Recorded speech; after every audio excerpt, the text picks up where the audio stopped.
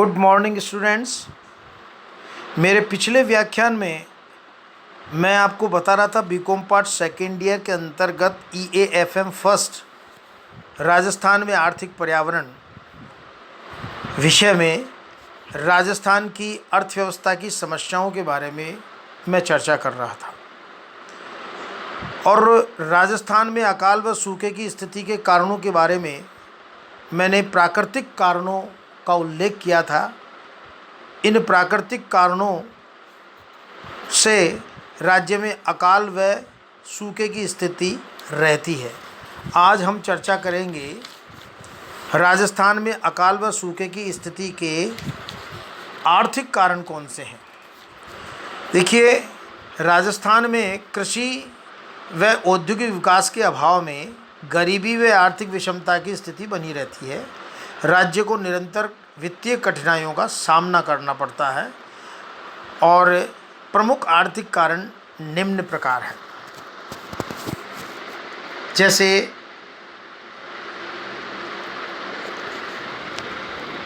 आर्थिक विकास की धीमी गति।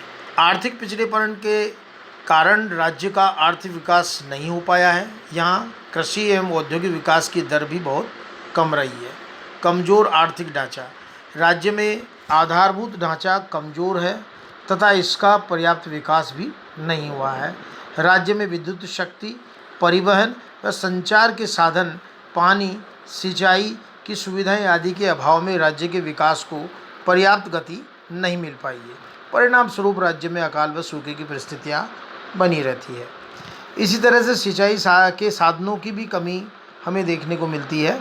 राज्य में वर्षा व पानी के अभाव में सिंचाई सुविधाओं की कमी बनी हुई है और इसी कारण से हमारा जो राज्य है उसमें आए दिन अकाल और सूखा पड़ता है। इसी तरह से कुटीर एवं लघु उद्योगों का पतन। राज्य में प्राचीन समय से चले आ रहे लघु एवं कुटीर उद्योग नष्ट हो गए हैं। वर्षा के अभाव में कृषि क्षेत्र भी वैकल्पिक रोजगार व व्यवसाय देने में असमर्थ रहा है।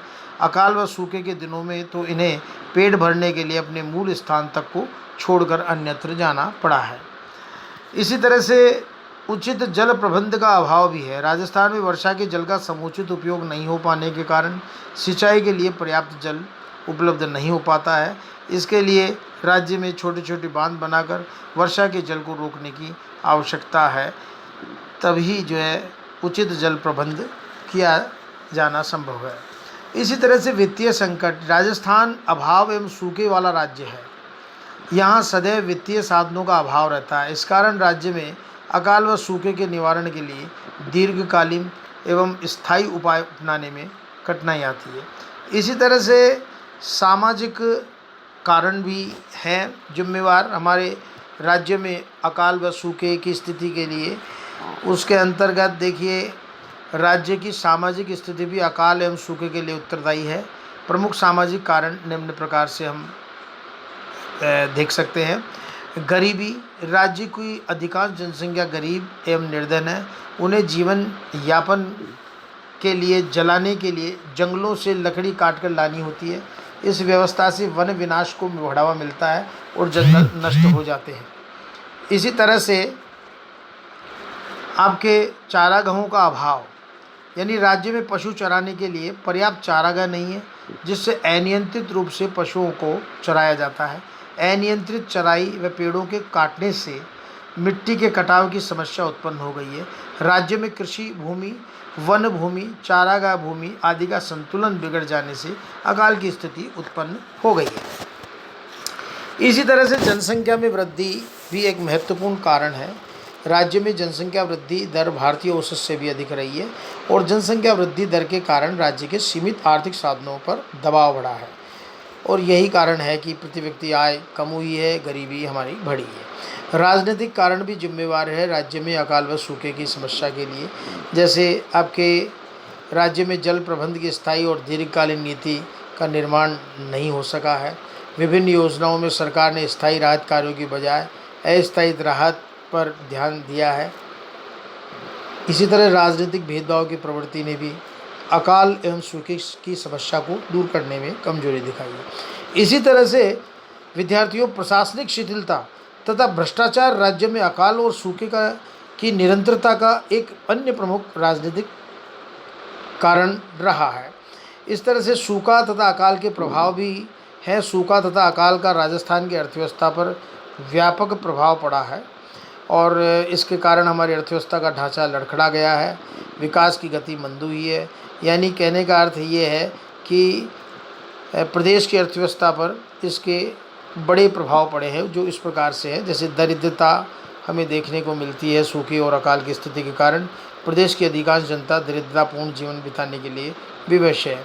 इसी तरह से बेरोजगारी हमें देखने को मिलती है। सूखे व अकाल के कारण कृषि पर आश्रित जो जनसंख्या है, जो एक बहुत बड़ा भाग होती है, जो रोजगार व आय से वंचित हो जाते हैं, क्योंकि आपका सूखा जब पड़ जाता है तो कृषि क्षेत्र में बेरोजगारी पनप जाती है और इससे राज्य की प्रति व्यक्ति आय भी कम होती है।